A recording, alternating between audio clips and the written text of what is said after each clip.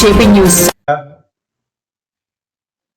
Dash మీదకి రాకముందే గులిక్కి పడి అపోజిషన్ పార్టీ వాళ్ళు లేచి వెళ్ళిపోవడం ఎంతవరకు సమంజసమో అది ప్రజలకు తెలియజెప్పాల్సిన ఆవశ్యకత ఉంది కాబట్టి చెప్తా ఉన్నాను మీడియాలో. ఎందుకంటే ఎవరైనా కానీ అపోజిషన్ ఉండేటప్పుడు సమస్యలు ఏమైనా ఉంటే సమస్యల్ని చెప్పాలి.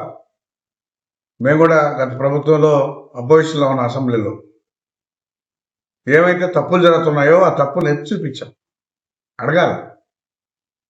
అది మనల్ని ఎవరైతే గెలిపించి పంపించారో ఆ ప్రజలకు కూడా తెలియజెప్పాలి. అలా కాకుండా ఈరోజు వైసీపీ ప్రభుత్వంలో గెలిచినటువంటి కౌన్సిలర్లు మూకుమ్మడిగా లేచి వెళ్ళిపోయారంటే వీళ్ళు ప్రజలకు ఏం సమాధానం చెప్తారని అడుగుతారు.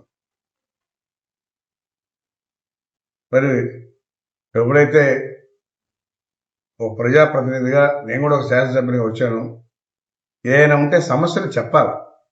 చెప్తే రాసుకుంటాం, నోట్ చేసుకుంటాం, అవన్నీ కూడా రెట్టిపోయి చేస్తాం. మేము వచ్చి రాత్రికి వెళ్ళిపోయారంటే అసలు ఏమనుకోవాలో అర్థం కావట్లే. అసలు ఇలాంటి వాళ్ళని ప్రజలు ఎందుకు గెలిపించారో కూడా వాళ్ళే చింతిస్తారు. ఇప్పుడు కూడా ఎదురుదాడి అనేది ఉండాలి.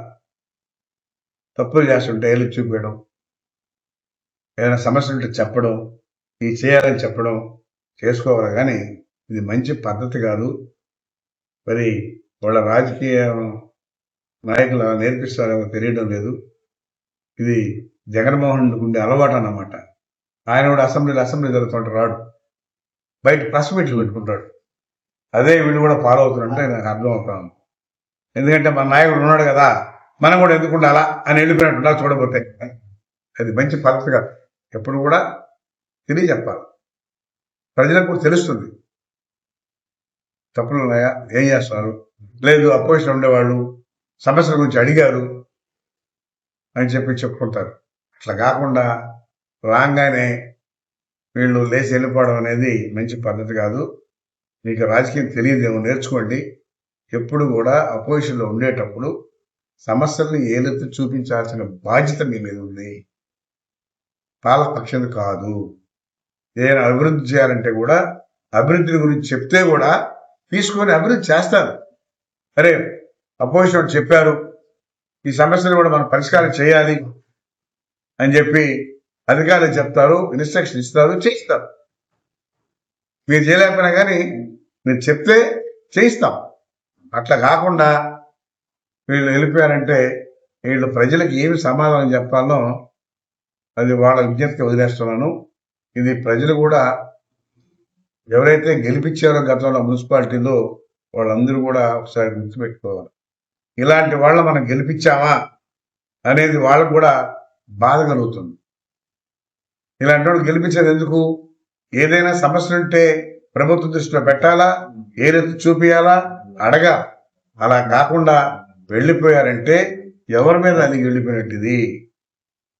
ప్రజలు అంత కష్టపడి గెలిపిస్తే మీరు చేసే పని ఇదా అని అడుగుతా ఉన్నా. మేము కూడా అపోజిషన్లో పనిచేసాం, అసెంబ్లీలో ఉన్నాం, అసెంబ్లీలో కూడా ఏదో చూపించాం, వాళ్ళు చేసే తప్పుల్ని మాట్లాడాం. ఏం జరుగుతున్నాయి ఉండి చూసి ఈ రాష్ట్రంలో జరిగేటువంటి ఏదైనా తప్పులు ఉంటే ఏదో చూపిస్తే వీళ్ళకి కూడా అర్థం అవుద్ది.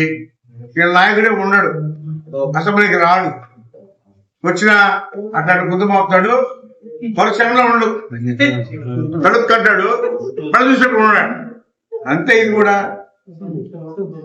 కాబట్టి ఇది మనం అనుకోవాల్సిన అవసరం లేదు. వాళ్ళ నాయకుడు ఏమైతే చేస్తున్నాడో వాళ్ళు కూడా అదే చేస్తున్నారు. అంతేగాని అలిగిపోవడం మంచి పద్ధతి కాదని చెప్పి తెలియదు. ముఖ్యమంత్రి చంద్రబాబు నాయుడు తెలుగుదేశం ప్రభుత్వం జరిగేది.